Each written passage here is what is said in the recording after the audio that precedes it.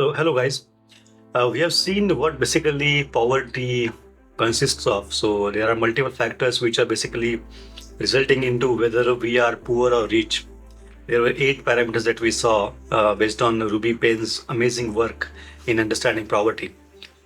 So, in the same context, we are trying to understand how the poor, the middle class, and the rich respond to various situations. When we talked about unknown hidden secret rules that each either the poor, the middle class, the rich, or the hyper rich follow in their lives.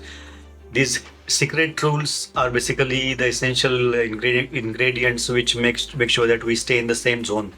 Either we can be poor, we can be middle class, or we can be higher upper middle class, or we can be rich, or we can be hyper rich. So basically, trying to understand how people react to things, to aspects based on which we can understand whether we are in what category we are fitting in. The first thing is about possessions. Now, poor people, middle class people, rich people will be reacting very differently to all these aspects, based on which we can understand what bracket we lie typically. So the possessions, basically possessions is everything that we have, or everything that we have accumulated in our lives. So poor people will be saying, people are my possessions. मेरे पास इतने लोग हैं. So the connections are important. Connections in the sense people that are close to me are important. It does not have to be relations, but people that are around me are my possessions. Then the middle class will say the things that I have acquired over a period of time. It can be material, it can be any other car, 2 BHK, 1 BHK, 3 BHK, farmhouse, etc., etc. And then there can be a mobile phone, then there can be Apple Watch, etc., etc. The things they have acquired over a period of time are their possessions. Whereas rich people look at possessions as exotic products that we have, or products with legacies that they carry, or the kind of institutes they are attached to, the kind of club memberships that are carrying over the period of generations. So these people, basically wealthy people, look at possessions as one of a kind objects that they have. Then there can be legacies that they're carrying. For example, we are working in this industry for 5 generations. All of my family members are doctors, and all my 5 generations were doctors, etc., etc. All those things. And then they always discuss about pedigrees that they have. So possessions, the way of looking at possessions is very different.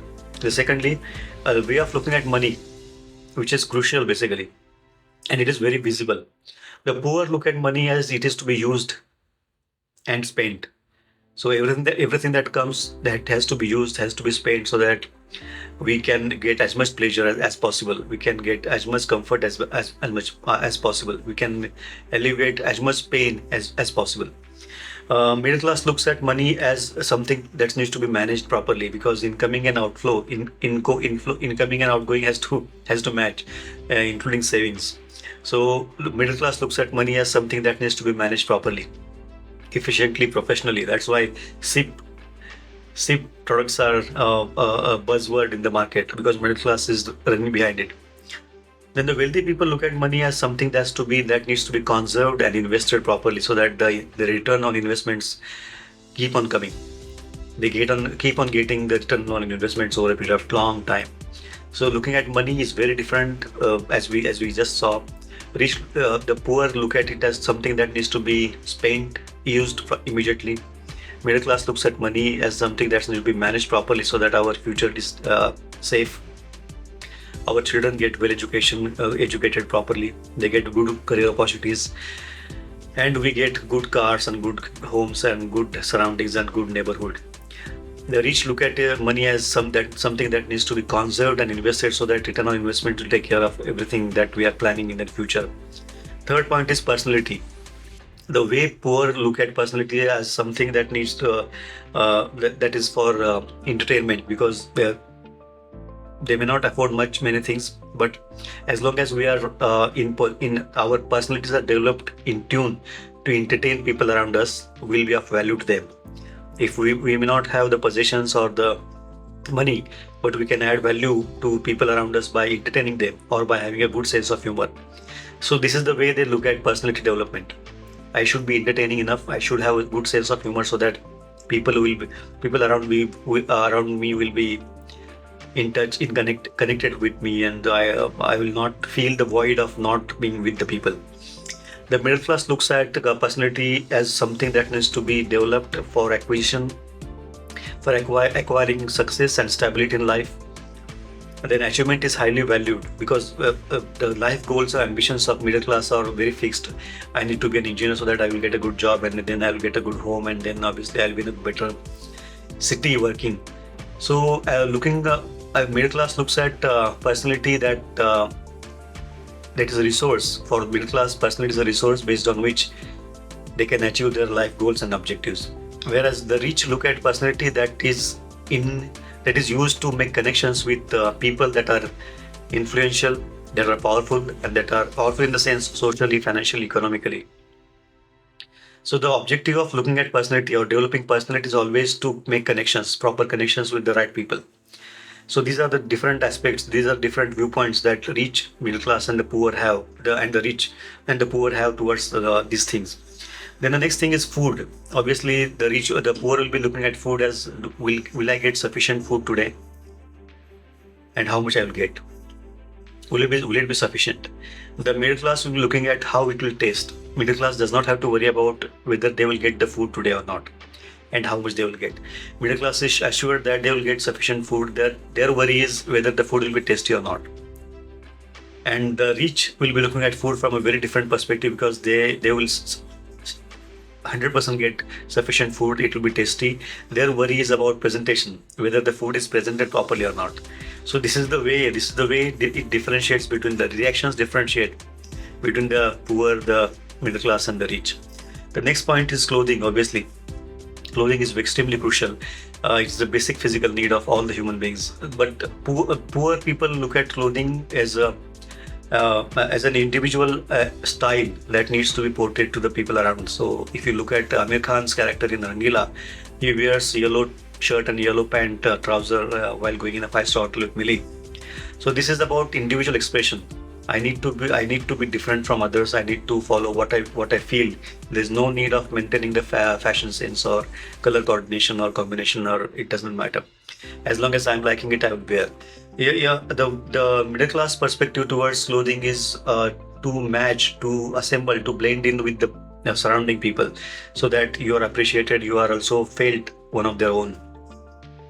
So this is and label is very important. The label is very important. You need to flaunt the Allen Solis and the Batas and Reeboks and Adidas shoes, etc., etc. Apple watches, for example.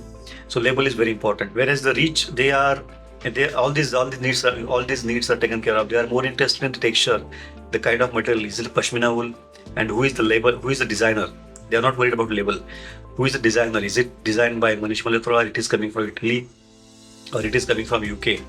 Very well-known brands that are designing clothes for them. So they are not following the fashion trends. They are setting the fashion trends, rather, so to say. So that is why fashion shows are very popular in rich society or rich circles. Then obviously there is time. One of the main reasons of fashion shows being popular in rich circles is clothing. So they get to express their labels and they get to look at the designers that they can align with. Then there is time. Now time is, everybody has 24 hours per day, but the perspective of people changes, where if you are poor, time is something that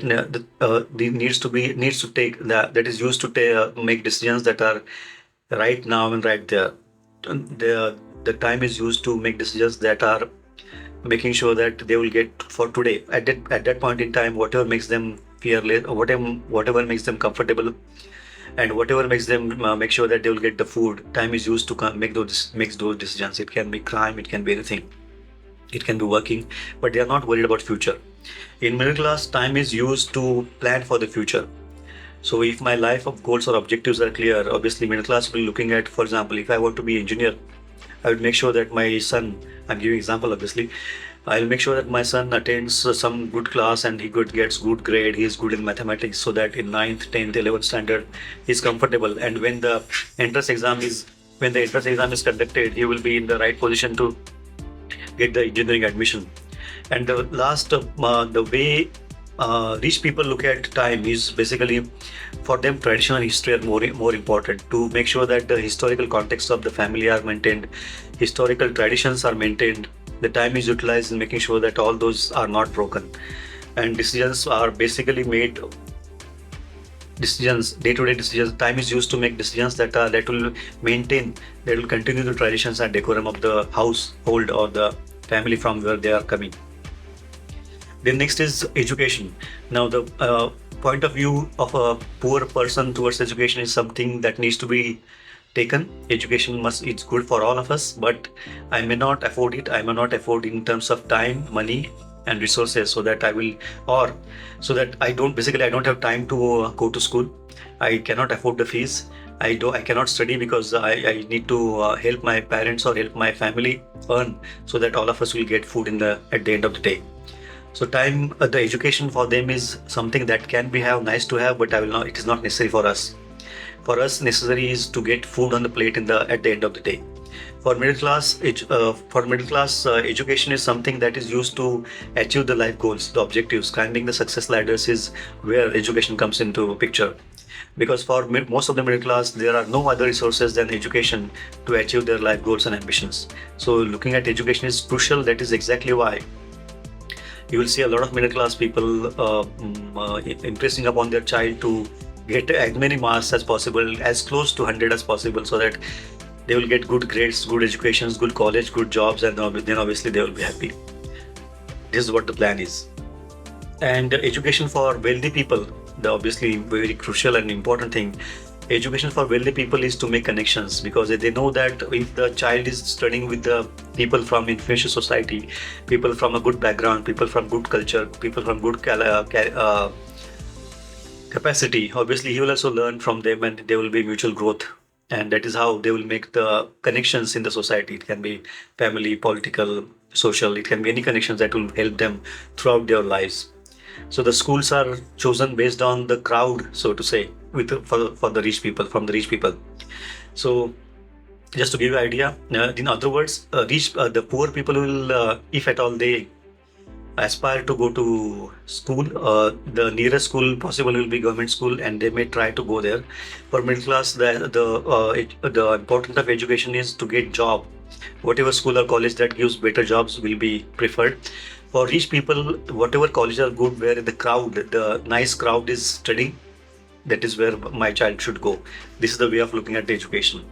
Then there is destiny. Now people from different backgrounds have different takes on destiny. Poor will believe that everything that happens in their lives is destiny, and they must accept it and move on. Whereas the middle class looks at destiny as choices that they make towards achieving the goals or the objectives that they are planning for, that they are aspiring for, that they are aiming for.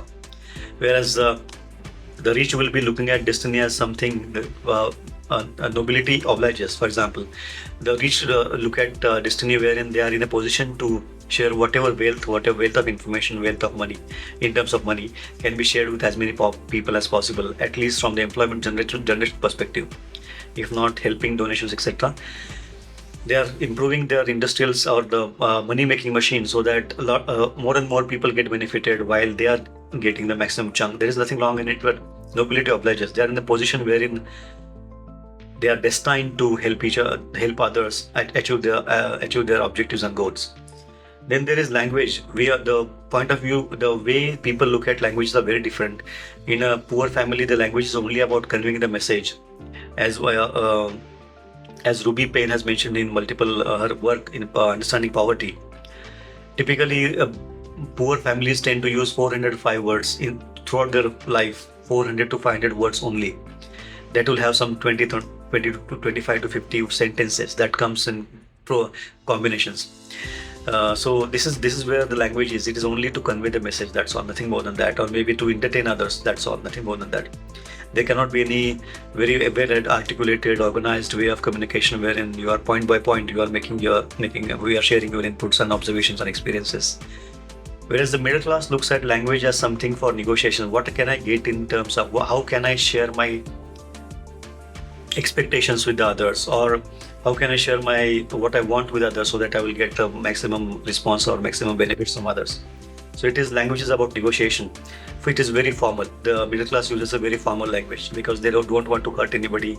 Neither do they want to want the other people to feel that these people they don't understand, and they keep a distance between the other people so that they are also inferior. They feel inferior about themselves, so that it is just about transaction. How do I share my expectation with the person in front of me and I'll get the return? That's all, nothing more than that. Formal register, formal communication, and it is the communication or negotiation. Whereas rich people use communication for, it is very formal, but it is about making connections and networking with people.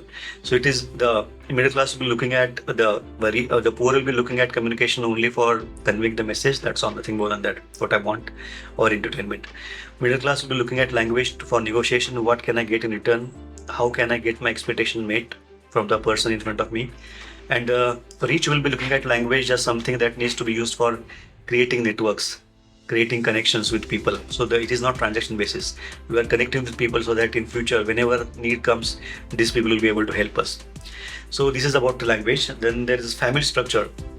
Now we are looking at Ruby Payne's. Thanks to her, we are discussing all this. So these are global context. There can be obvious exceptions to all these pointers. But from family structure perspective, if you see, poor people will be having matriarchal family, middle class will have patriarchal family, and rich people will be having family which is led by person who is having the money. So in a poor family, a mother or the lady of the house will be running the show. In a middle class family, a parent or the father or the male lead will be running the show. Whereas in rich family, the person who is having the maximum money will run the show. Then there is worldview, the context. The poor will be only worried about whatever happens in their proximity. They will not be worried about what happens to Ukraine.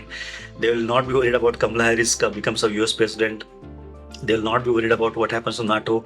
They will not be worried about earthquakes in Japan, etc., etc. Whereas middle class will be more focused on what happens in India because their aspirations are national. So, for example, I'm coming from middle class, obviously. So when I was studying, my aspiration was to either work in Pune, Mumbai, or Bangalore, or Hyderabad. So my aspirations are national, and that is where I was working towards. That is exactly what I was working towards.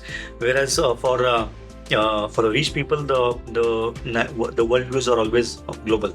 So whatever happens in San Jose, whatever happens in Silicon Valley is important because I am doing MBA. I'm going to go to. I'm looking for opportunities across the globe. It can be Europe, it can be America, it can be Japan. So in that context, I need to learn Chinese, German, or Japanese language in schools or colleges. So the worldview is very different. The poor will be looking at local context. The middle class will be looking at national context, whereas the rich will be looking at global context. So that when the time comes, they'll be able to seize the opportunity. Then there is love, obviously, which I missed in the Marathi video. Love is basically a very crucial aspect. The poor will be looking at love, loving the person who they like. There are no other contexts. There are no other parameters. In the middle class, will be loving the people who have achieved something in their life. It can be child, it can be parent, it can be anybody, brother, neighbor, sister, family, society. They will love people who are achieving something in their life. Whereas the rich will be love the people who have great connections socially, politically, financially. So this is the context in which love is looked at in the rich, the poor, and the middle class families. Now the driving forces in these families are also very different. Driving force of life in poor families' existence, survival. They will be working towards surviving every day as it comes. They will be working towards the existence. They will be generating relationships, and entertainment is very crucial because there is no other tool to connect to the other person, next person. That is why the sense of humor and entertainment plays very important role in poor families. That is why you will see the people will have TVs.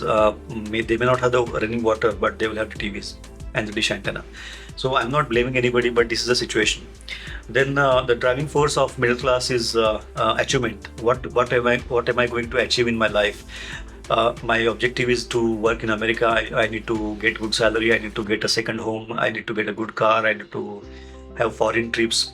family trips. So these are aspirations where based on which my life is driven, or the middle class life is driven, and the rich are driven by financial, political, social connections. How many connections that I can add every day in my portfolio, so that as and when required, I should be able to meet them. This is the objective of driving force behind life, or behind the activities, or behind every action that person takes. And obviously, last is humor. The way people look at humor is also very different. In a poor family, humor is always about people and their weaknesses and sex. The humor in middle class families is always about situations, and the humor in rich families is always about social mishaps or faux pas, as they say. So this is the way they look at people look at various aspects of life, and based on these observations, we can understand whether we are from poor family, we are from middle class family, or we are from a rich family. It does not necessarily have anything to do with money that we have.